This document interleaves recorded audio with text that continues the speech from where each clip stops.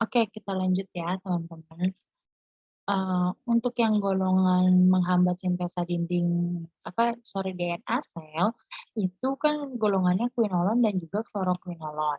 Nah, selain efek sampingnya adalah menghambat pertumbuhan tulang, nama lain yang sering kita dengar apa tuh kira-kira, teman-teman? Untuk, kata efek samping ini, ada yang tahu? Disebut dengan ruptur ruptur apa? Ruptur tendon, ya. Kalau teman-teman pernah dengar atau sering dengar di soal-soal UKAI, kalau, golongan quinolon itu efek sampingnya adalah ruptur tendon ya, atau nama lainnya adalah menghambat pertumbuhan dari si tulang, ya. Nah, kemudian, sisa protein, ada yang bedanya apa, Kak? Itu cuman ingat waktu pelajaran dulu, apa namanya, pelajaran, eee tentang bakteri, aduh saya lupa lagi namanya organel-organel yang ada di protein adalah ribosom. Nah, di dalam ribosom itu ada 2 unit juga ada yang kerjanya di 30S, apa aja? Itu adalah atau teman-teman bisa bikin singkatannya adalah TAN, ya, furantoin dan yang teman bikin kita bahas dulu. Aminoglikosida, contoh obat nisin, amikasin, dan juga kanamisin. Ya. Kemudian efek sampingnya apa nih? Ini samping khas dari penggunaan aminoglikosida, yaitu nefrotoksik, ototoksik, dan juga neurotoksik. Ya, jadi non kalau saya ingat singkatannya. Nefro, neuro, dan nefro, oto, dan neuro. Atau neuro, oto, dan juga nefro. Artinya apa? Di syarafnya yang bermasalah, kemudian di pendengarannya yang bermasalah, dan yang terakhir adalah di ginjal, ya. Nah, kalau tetrasiklin obatnya ada apa aja? Doksisiklin, tetrasiklin, dan juga oksitetrasiklin.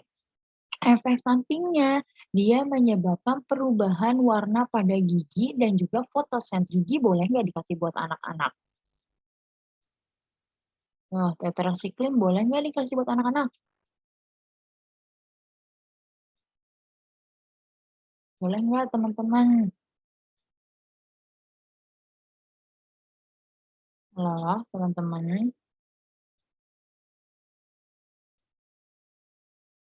Yo, golongan tetrasiklin, perubahan warna gigi, kira-kira boleh nggak dikasih ke anak-anak? Boleh, Kak. Nggak boleh ya, ini nggak boleh nih dikasih untuk anak-anak, ya, karena menyebabkan perubahan warna gigi nih. Masa anaknya masih kecil tapi giginya sudah warnanya kuning ya, ataupun sampai dengan kecoklatan. Ya, itu tidak baik ya, karena nanti akan mempengaruhi bukan hormon, tapi enzim daerah area sama satu ya obatnya 10S. Adalah chloramphenicol ya, kemudian ada atau kita sebutnya golongan amphenicol, kemudian ada makrolida dan juga limfosamid. Chloramphenicol apa aja obatnya? Ada thiamphenicol, ada amphenicol, dan terakhir adalah chloramphenicol. Efek sampingnya adalah menyebabkan anemia aplastik dan juga gray baby syndrome. Nah, kira-kira dari efek samping tersebut, boleh nggak dikasih untuk ibu hamil? Ya, boleh nggak ibu hamil pakai obat kloram? Nggak boleh ya teman-teman, baby syndrome. Apa sih gray baby syndrome? Apa sih gray baby syndrome? Bayinya terlahir autis ada nih, itu dia azitromisin dan juga spiramisin, ya. Nah ini tapi dia, GI muntah. Kemudian ada golongan limfosamid, ya, clindamycin dan juga limfomycin yang ditinggalkan karena juga terkait dengan, angka resistensinya lumayan tinggi, gitu. Oke, untuk yang menghambat sintesa protein.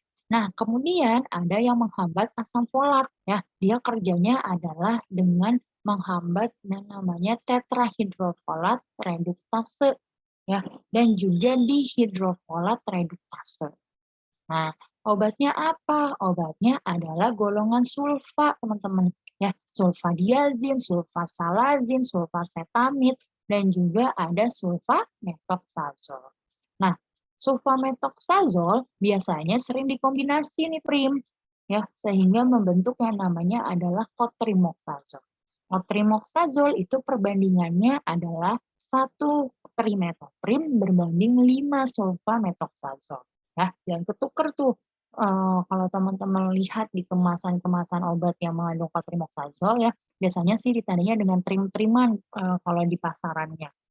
Ya kayak Miratrim, kemudian ada, apa namanya, trim-trim yang lain dah pokoknya. Nah itu dia kandungannya adalah trimethoprim dan juga sulfamethoxazole. Perbandingannya kalau teman-teman dilihat di dosisnya, dia pasti perbandingannya adalah 1:5. Ya, satunya untuk trimethoprim dan 5-nya untuk sulfamethoxazole. Efek sampingnya apa? Nih, efek sampingnya ya megaloblastik. 2 ini yang paling khas. Nah, selain itu, yang suka menjadi pertanyaan adalah cara minum obat. Apa yang perlu diperhatikan ketika teman-teman merekomendasikan pemberian obat sulfa? Diminum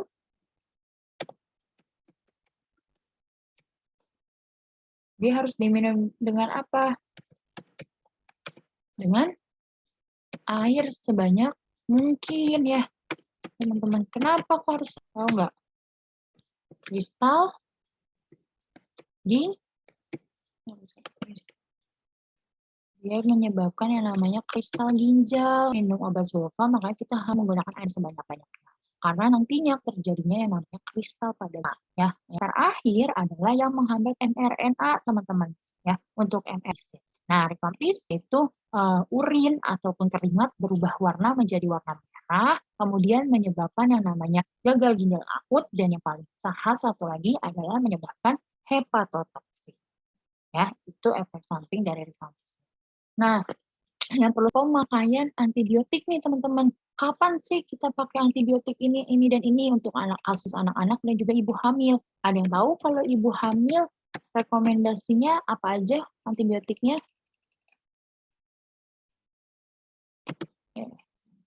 Ya, ibu hamil kira-kira kasihnya antibiotiknya apa aja nih? Golongan beta-laktam. Habis beta-laktam makro, tidak. Yang terakhir adalah metronidazole. Ya, kalau anak-anak nih, anak-anak itu sama teman-teman. Ya, golongannya pertama adalah beta-laktam, kedua ini ketiganya anak-anak kita kasih yaitu aminoglycosamine. Kenapa? Itu banyak variannya ya. Tiap penyakit itu punya antibiotiknya masing-masing. Nah, dan kita biasanya nggak mungkin hafal semuanya ya. Nah, cara paling mudah menghafal adalah dengan rangkuman ini. Ya, kalau teman-teman nemu soal ibu hamil. Nah, ibu hamil nih, berarti saya ingat ibu hamil itu pakainya beta-laktam, makrolida, sama metronidazole. Soalnya bilang, oh di opsi jawabannya nggak ada nih beta-laktam, berarti teman-teman ganti sama makrolida. Nggak ada makrolida, maka terakhir adalah metronidazole.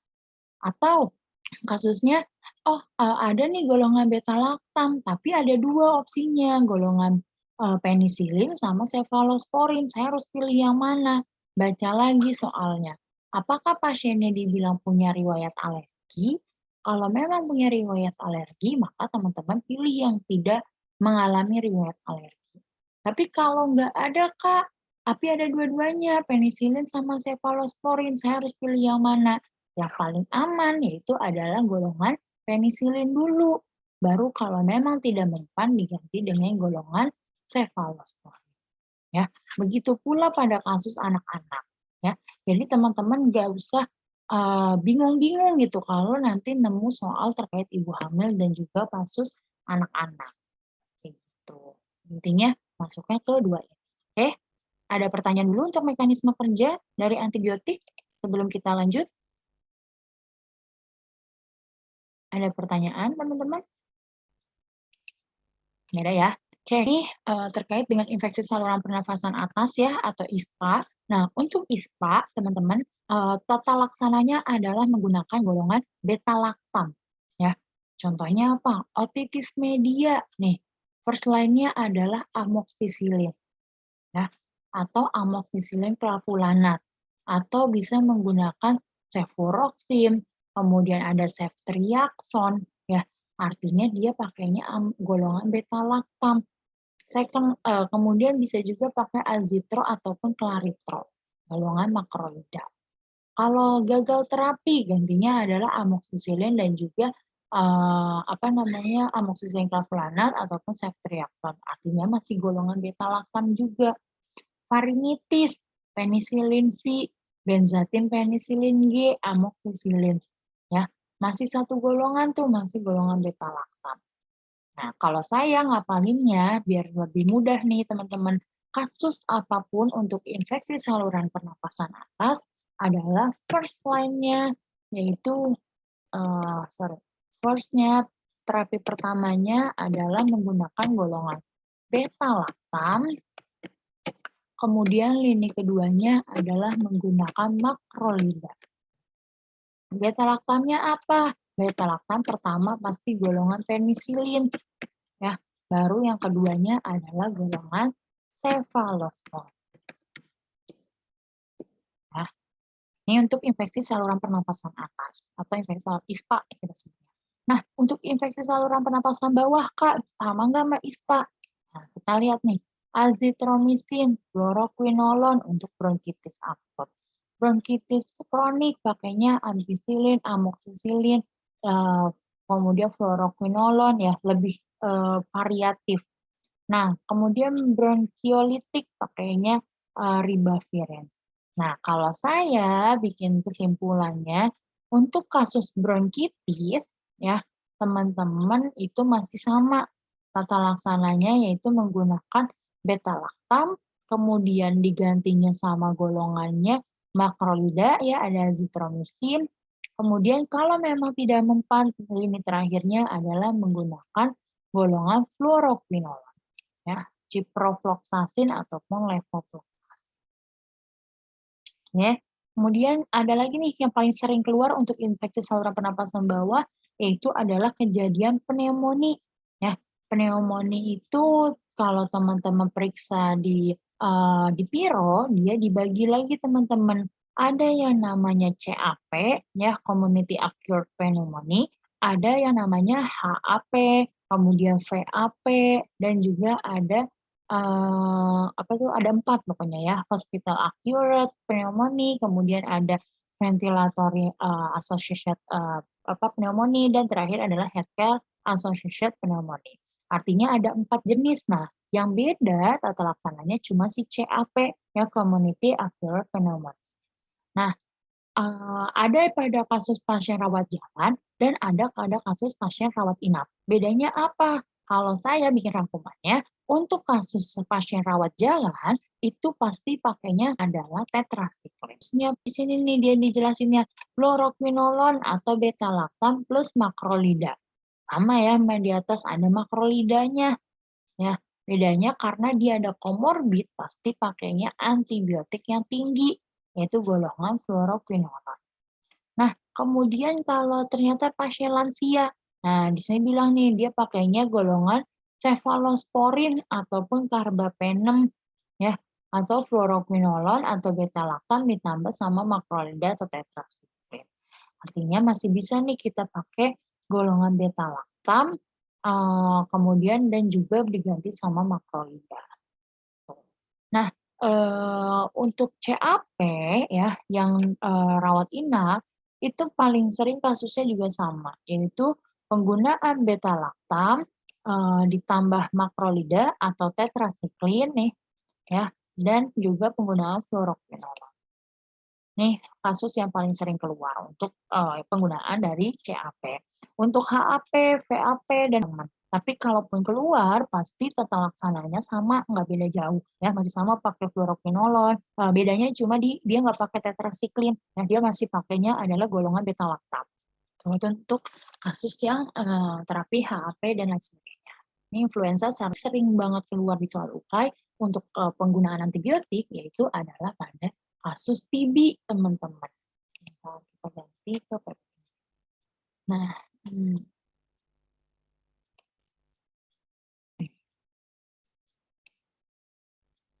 Nah, untuk TB, ya, TB itu dia disebabkan oleh yang namanya bakteri ini dia bakteri yang kuat, teman-teman. Kenapa dibilang kuat? Karena dia mampu bertahan pada kondisi ekstrim, ya. Artinya dia mampu berada pada kondisi yang bakteri lain itu tidak mampu. Ya, cuma ada 2 bakteri nih yang bisa bertahan pada kondisi ekstrem.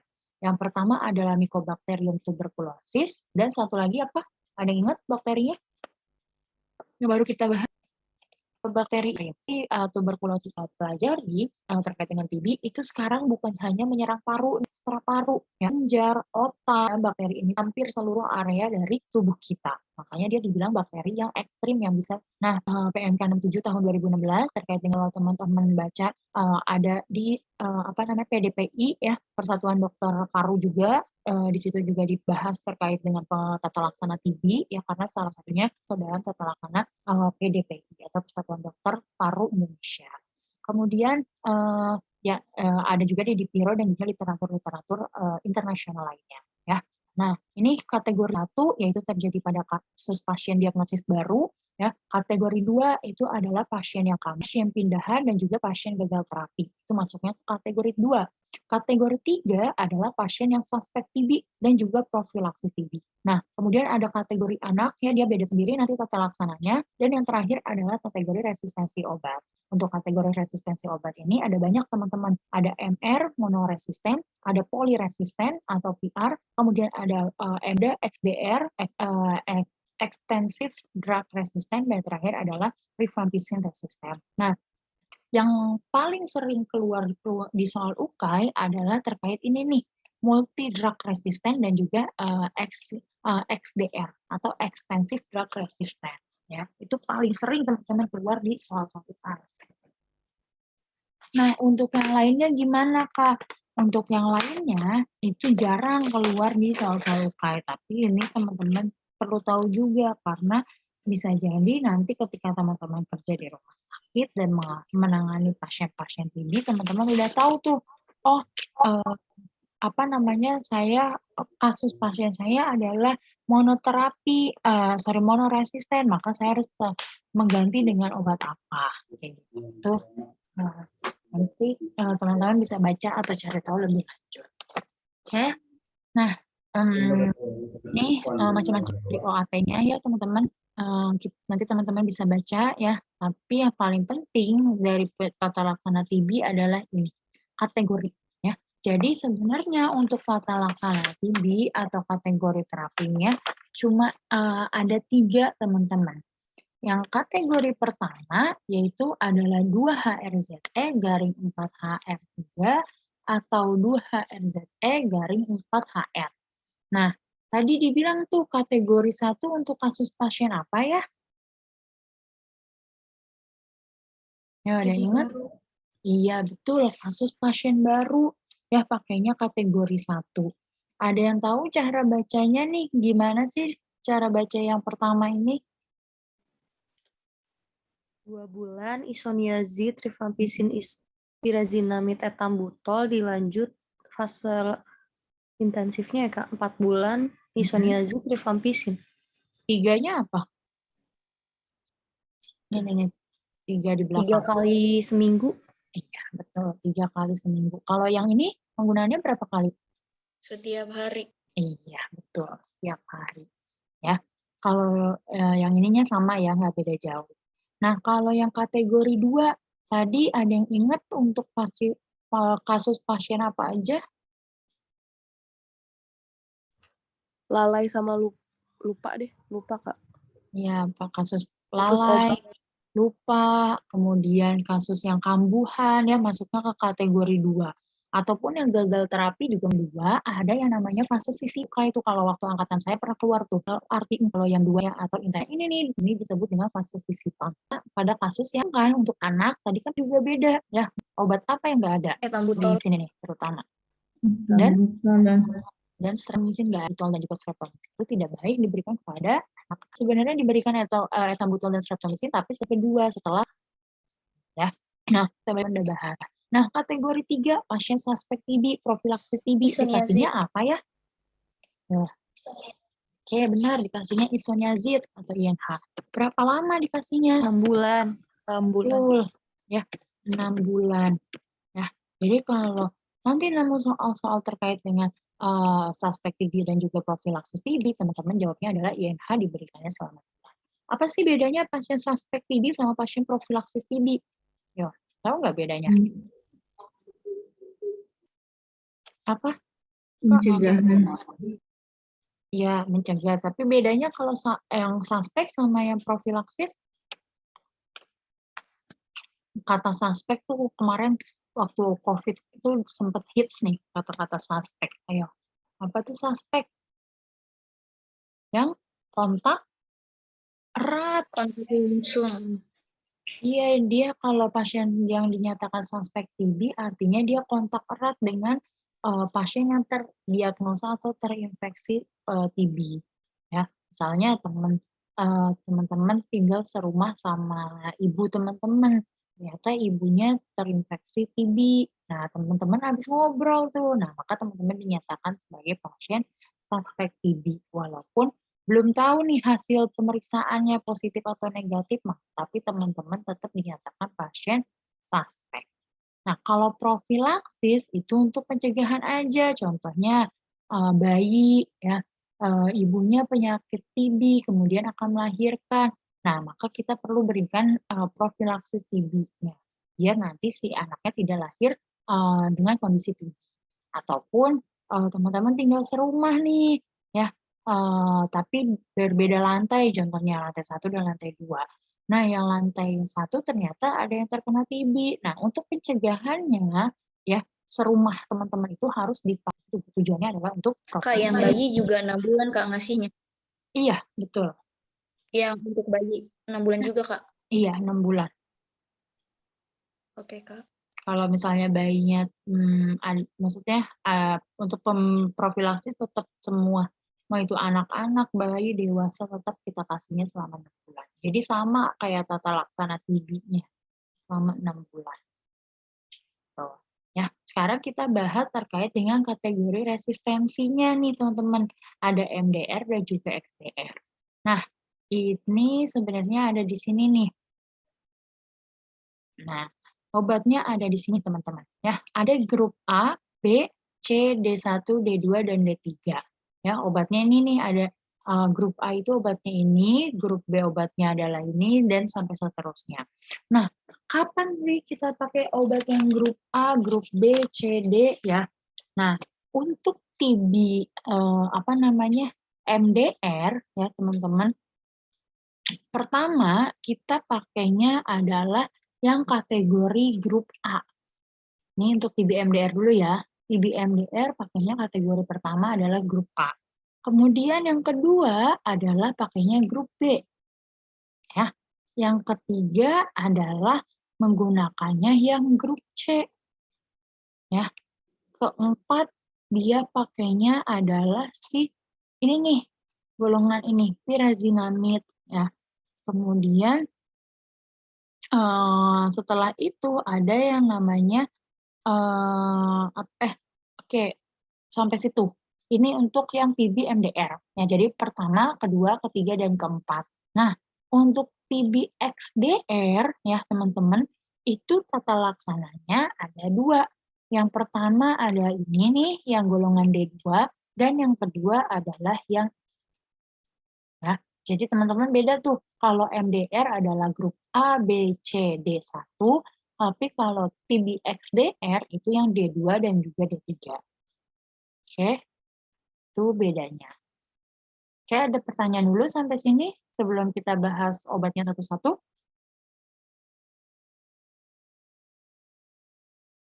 Belum ada ya? Oke, kalau belum ada, sekarang kita bahas. Kan tadi teman-teman udah nyebutin nih terkait dengan Kak, pemakaiannya. boleh H itu tadi apa ya? Kak, boleh scroll yang ABCD yang tadi. Boleh scroll.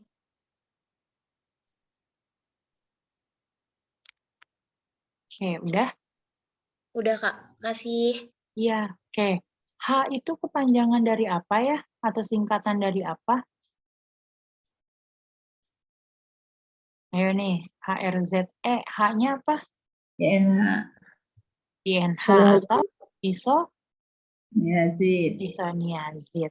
Dia efek sampingnya apa ya?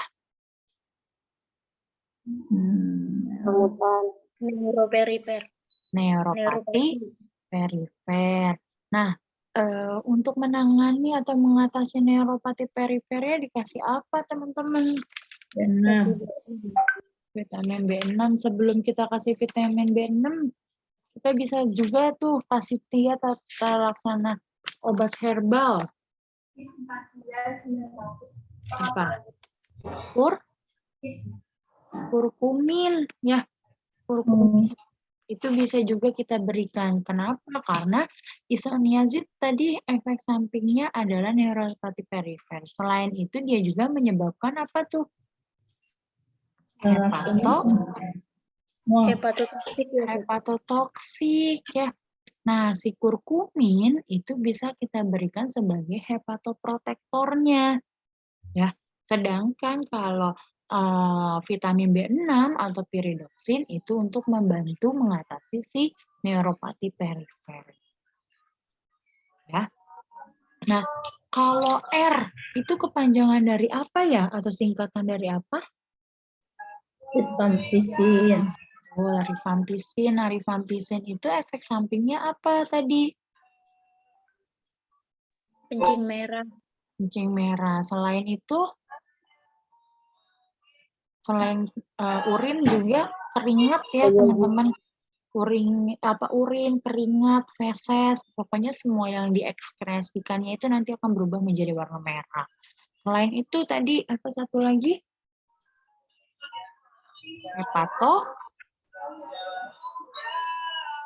Hepatotoksik ya. Nah, sekarang juga ada pertanyaan nih teman-teman.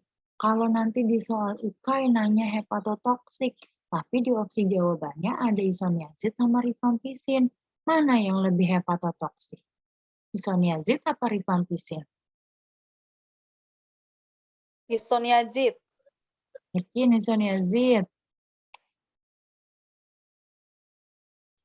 Ya, rifampicin ya yang lebih hepatotoksik ketimbang sama isoniazid. Jadi kalau nanti di opsi jawabannya ada dua-duanya, teman-teman pilihnya si rifampicin. Teman-teman bisa lihat kalau nggak salah persentase di Medscape itu dia lebih dari 10% menyebabkan hepatotoksik. Sedangkan kalau yang ini nih si isoniazid cuma range 1 sampai dengan 10%. Ya. Kemudian Z, kepanjangan dari apa nih Z? Pirazinamid. Pirazinamid. Efek sampingnya apa ya?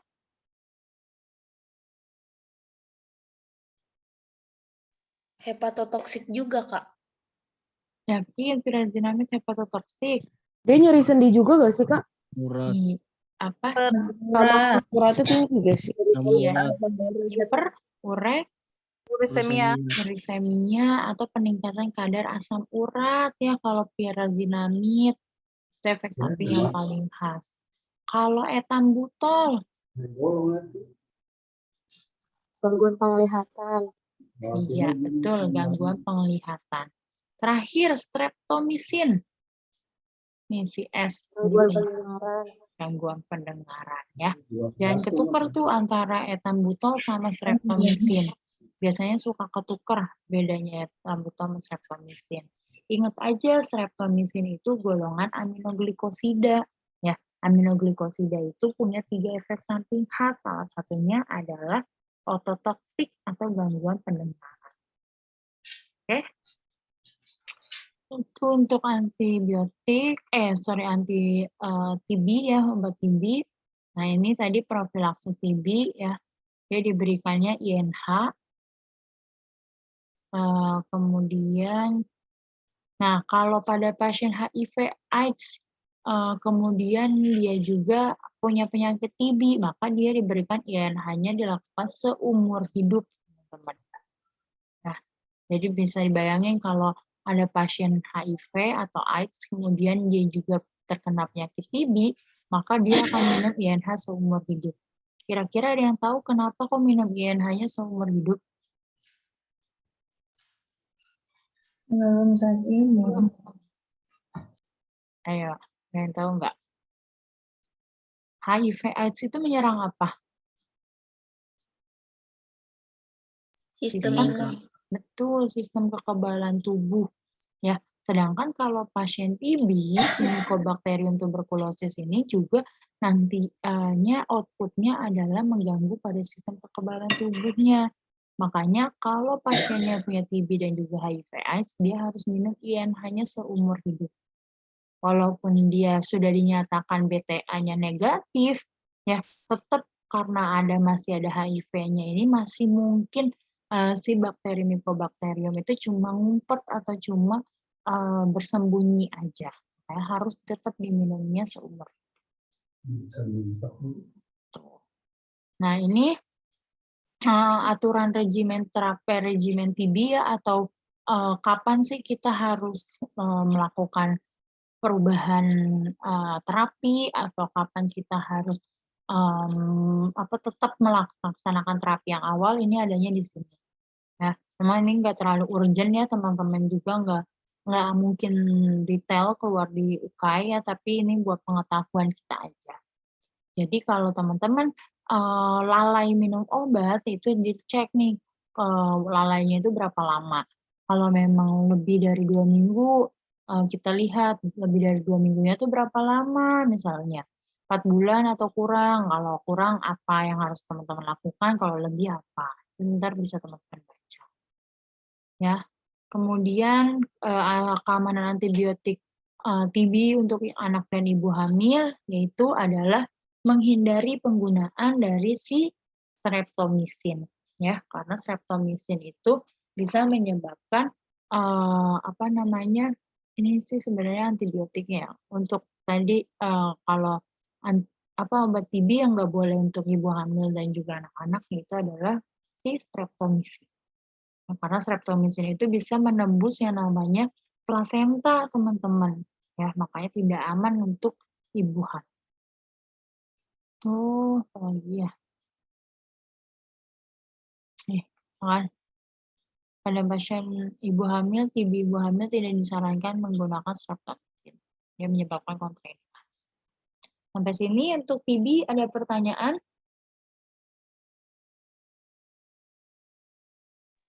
Kak, mau nanya Kak, Kalau kalau pasiennya kan TB, terus HIV juga Kak, cara minum obatnya gimana ya Kak? Oke, pertanyaan bagus nih. Itu juga suka jadi pertanyaan ya. Nah, kalau pasiennya TB, kemudian dia juga HIV, kira-kira gimana? Kita harus lihat yang namanya nilai CD4. Nah, itu biasanya suka ada tuh yang namanya nilai CD4. Ada yang tahu nggak nilai CD4 itu tujuannya untuk apa? Ya, pernah dengar nilai CD4? Itu untuk mengetahui keparahannya teman-teman ya. Karena nilai CD4 ini yang dilihat adalah nilai sel darah putihnya ya, atau leukositnya. Nah, leukosit itu menandakan artinya adanya bakteri ataupun benda asing yang masuk.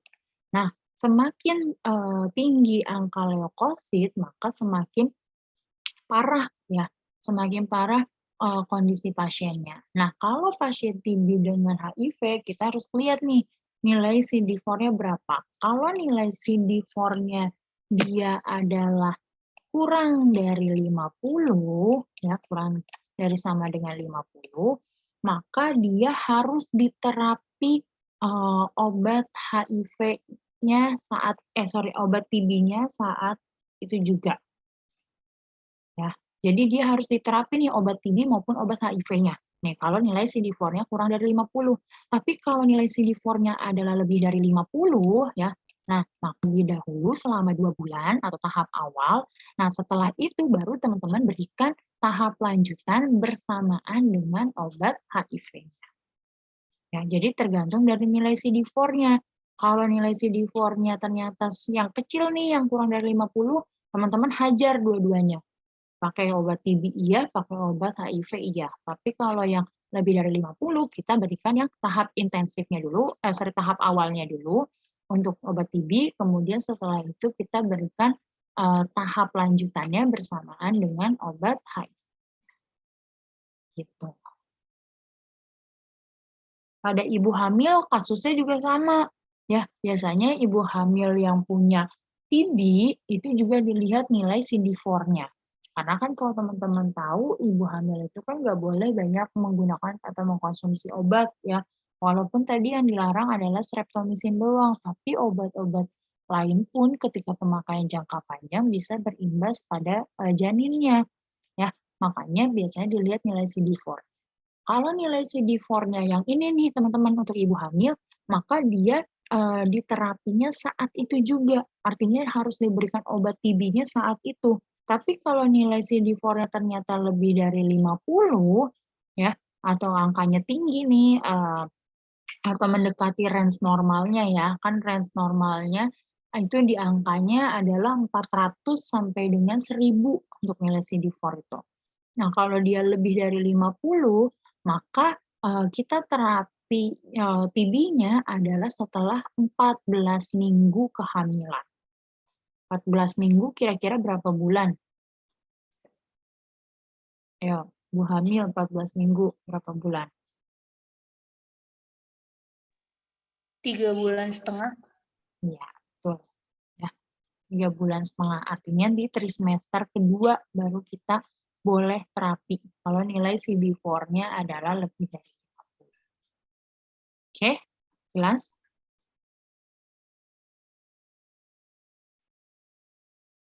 Ada pertanyaan lagi untuk antibiotik dan juga TB? Kalau waktu TONA saya, TB itu persentasenya paling lumayan banyak. Dari antibiotik itu paling banyak keluarnya di TB. Nah, kalau antivirus, saya keluarnya paling banyak adalah di HIV. Oke, kalau nggak ada pertanyaan, kita lanjut bahas ke anti malaria, obat malaria. Nah, nih obat malaria itu kita jelas ini dulu, baca dulu ya. Malaria itu dia disebabkan oleh yang namanya Plasmodium ya. Nah, Plasmodium itu adalah suatu protozoa yang menyebarkan melalui gigitan nyamuk Anopheles betina. Artinya yang bisa menjadi host atau pembawa Plasmodiumnya ini adalah si nyamuk Anopheles yang betina. Kalau yang jantan itu nggak bisa, teman-teman. Ya. Nah, guideline tata laksananya ada di Permenkes 5 tahun 2013 tentang pedoman tata laksana malaria. Dan yang terbaru itu ada buku saku malaria, tahunnya saya lupa tahun berapa, tapi itu buku saku yang paling terbaru. Ya. Nah, di situ kita bisa mengecek pemakaian ataupun ada tata laksana dari penggunaan obat-obat malaria. Ya. Nah, ini macam-macamnya ya. Ada malaria falciparum, artinya disebabkan oleh nyamuk atau Plasmodium apa? Plasmodium falciparum ya. Kalau malaria vivax disebabkan oleh Plasmodium vivax ya. Dan seterusnya malaria ovale, oleh Plasmodium ovale, malaria malariae, sama Plasmodium malariae, dan terakhir adalah malaria knowles. Nah, semakin ke bawah nih dari kasus malaria falciparum sampai dengan malariae, semakin ke bawah itu dia kejadian kasusnya adalah semakin rendah. Ya. Kenapa Kak? Kok cuma sampai yang malariae? Kenapa yang Knowles nggak ikut?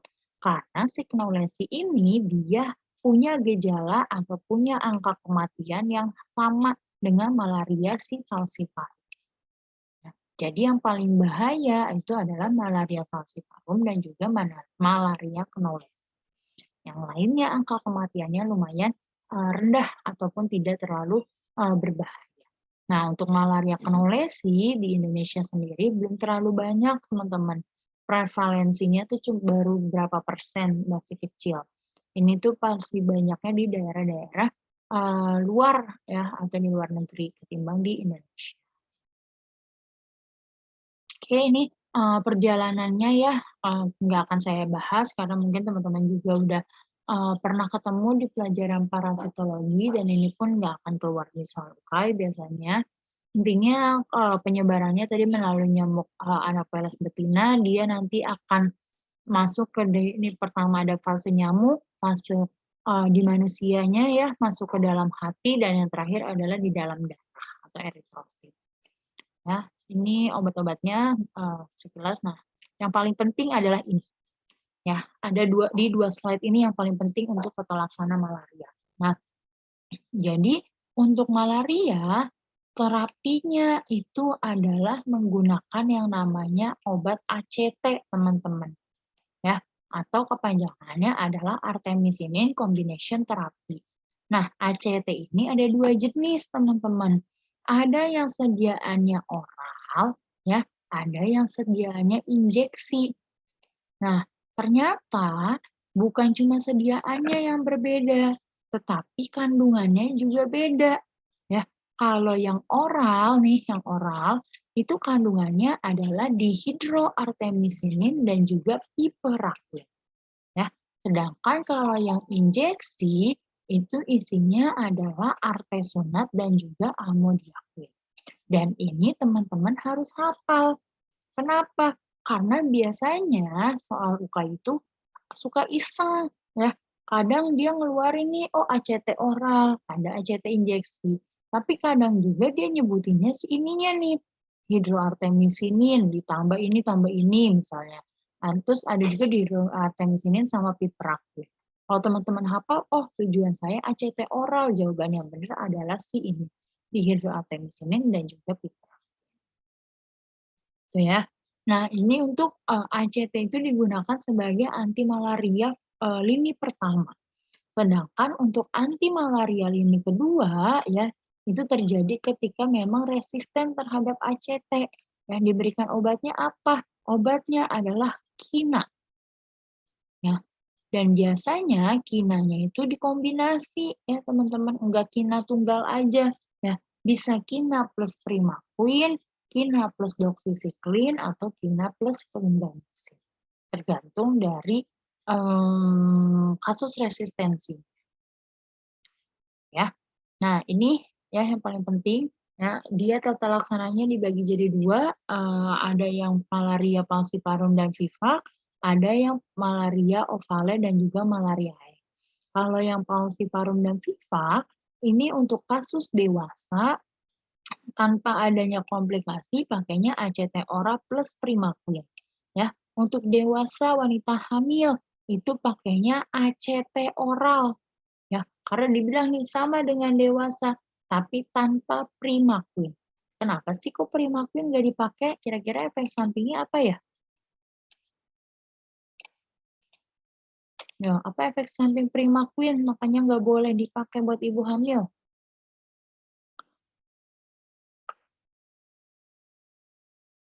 Nyebabin anemia, ya. Makanya nggak boleh dikasih kepada ibu hamil, teman-teman. Ya. Kemudian kasus malaria berat, ya. Malaria berat dikasihnya adalah ACT injeksi ataupun kina dengan cara di drip, teman-teman. Ya. Kemudian kasus kambuh. Nah, kasus kambuh dikasihnya adalah sama dengan kasus dewasa tanpa komplikasi, yaitu adalah ACT oral plus primaquin, tapi dosisnya ditingkatkan 2 kali lipat. Ya. Nah, yang terakhir yaitu adalah pada kasus Plasmodium ovale atau Plasmodium malariae. Nah, untuk ibu wanita hamil dan juga dewasa itu menggunakan ACT. Kira-kira ACT-nya apa nih? Oral atau injeksi? Nah, kan sini bilangnya ACT doang nih. ACT-nya oral apa injeksi? Oh, oral ya. ACT oral dulu. Nah, kalau anak-anak pakainya golongan kina. Nah, Kak, tapi saya pernah nemu soal ibu hamil, tapi nggak ada opsi jawabannya ACT. Kira-kira apa obat yang boleh kita kasih? Nah, kalau ibu hamil malaria nih ya.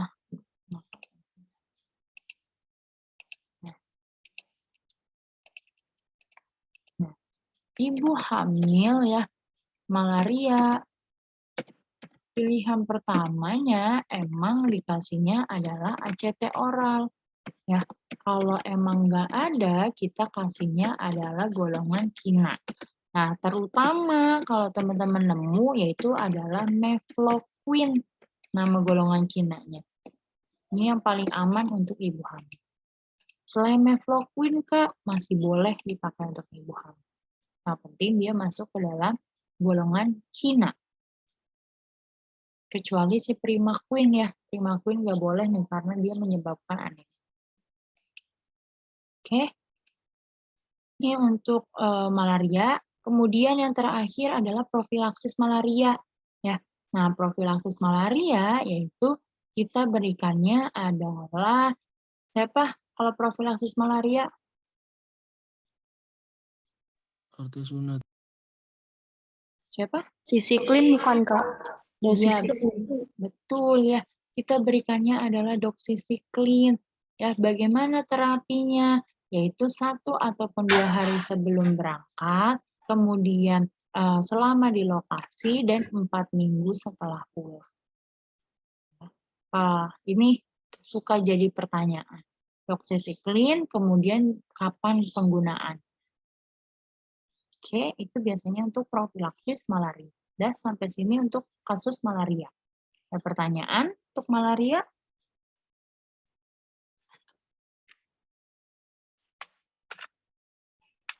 Gampang ya kalau malaria teman-teman cukup ingat ACT, oral sama injeksi apa aja, kemudian untuk ibu hamilnya tadi pakainya ACT oral sama KINA, terutama mefloquine, dan terakhir kasusnya itu apa anak yang untuk malaria falciparum dan vivax pakainya apa, untuk yang ovale sama malariae pakainya apa. Udah itu doang untuk malaria.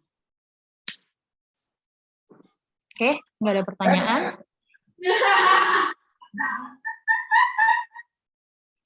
Oke, kalau nggak ada pertanyaan, terakhir kita bahas terkait dengan antelmentik atau anti cacing. Nah, untuk anti cacing, cuma ini aja slide-nya perlu teman-teman pelajari. Apakah itu? Nah, biasanya ini yang keluar nih teman-teman. Ya, sebenarnya jenis cacing itu ada banyak, tapi yang paling sering keluar adalah cacing-cacing. Nah, yaitu adalah askariasis ya, golongan cacing askariasis atau cacing belang, kemudian cacing cambuk, trichuris, kemudian ada hookworm disease atau cacing tambang ya, ancylostoma dan necator, dan terakhir adalah filariasis atau kaki gajah. Nah, untuk askariasis kita pakainya adalah albendazole ya, albendazole ataupun mebendazole. Cambuk itu pakainya albendazole dan juga mebendazole. Tapi dosis mebendazolnya beda nih sama yang si cacing gelang atau askariasis. Ya. Kemudian kalau yang cacing tambang pakainya sama albendazole, mebendazole, dan pirantel palmoat sebagai alternatif terakhir. Ya. Nah, biasanya untuk anak-anak ataupun bayi itu pakainya adalah si pirantel palmoat, teman-teman. Ya, itu kasusnya adalah pada bayi maupun anak. Nah, kalau anaknya usianya lebih dari 8 tahun, itu udah bisa nih pakai golongan albendazole maupun mebendazole.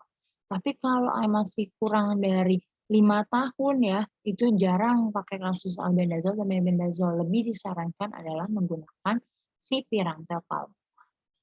Ya. Kemudian untuk filariasis, dia obatnya beda sendiri ya, yaitu adalah DEC atau diethil karbamazid. Nah, kemudian kalau memang nggak mempan, dia penambahan albendazole. Nah, si DEC ini dia kategori kehamilannya adalah X, maka dia tidak boleh diberikan kepada ibu hamil. Untuk kasus cacing. Nah, sebenarnya kasus cacing ini lucu sih teman-teman. Ada yang tahu nggak sih mekanisme kerja dari anti cacing atau antelmentik?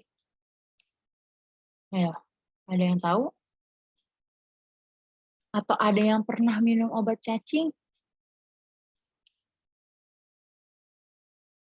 Ya, apa jangan-jangan belum pernah minum obat cacing semua? Yo, pernah nggak minum obat cacing selama hidup teman-teman? Pasti pernah ya. Nah, tapi pernah nggak teman-teman perhatikan setelah teman-teman minum obat cacing, kemudian teman-teman pup atau buang air besar, pernah nggak ada kejadian teman-teman melihat ada cacingnya di feses teman-teman? Mungkin ada yang pernah sadar atau enggak? Enggak Biasanya, pernah. biasanya kalau pada kasus anak-anak nih teman-teman, itu cacingnya masih bentukan utuh yang keluar melalui feses. Tapi kalau pada dewasa, biasanya cacingnya sudah hancur atau menjadi pecahan pada feses teman-teman. Lah kok bisa Kak?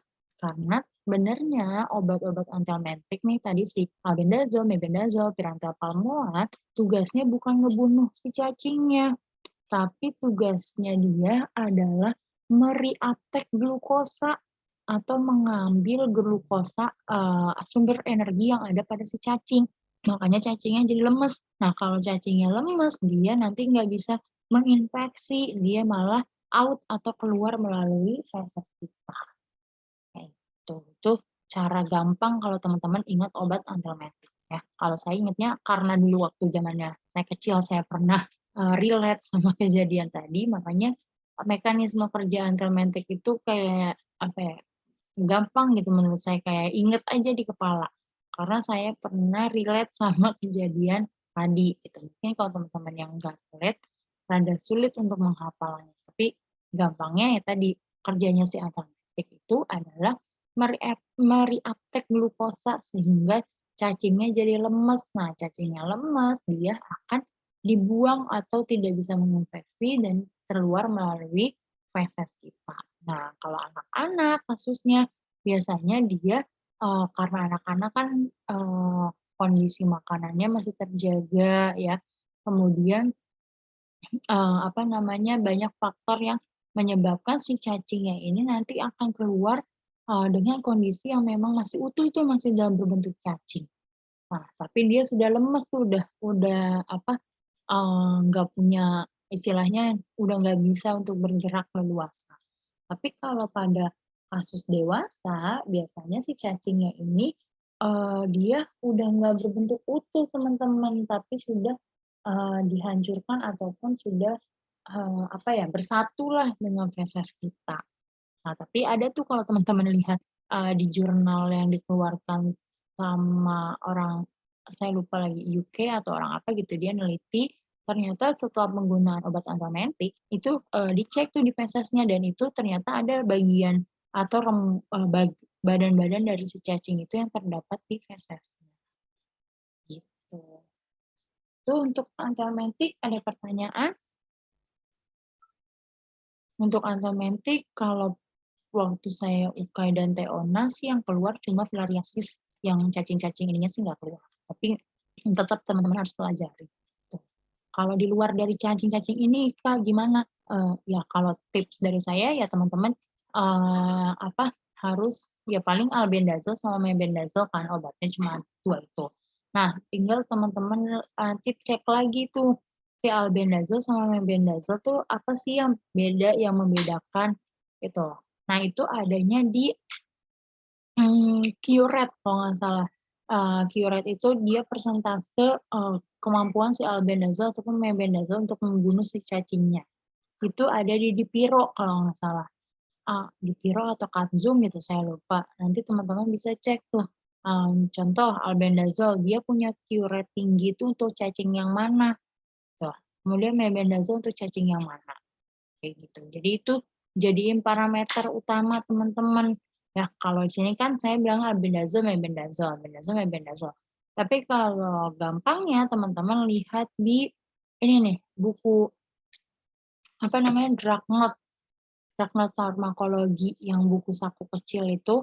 Nah, di situ ada tuh di tabelnya terkait mana yang punya Curette lebih tinggi terkait albendazole dan juga mebendazole. Tapi kalau mau lengkap adanya di Dipiro ataupun di Katzum. Tuh untuk malam ini ada pertanyaan? untuk antibiotik, anti malaria, dan juga anti cacing.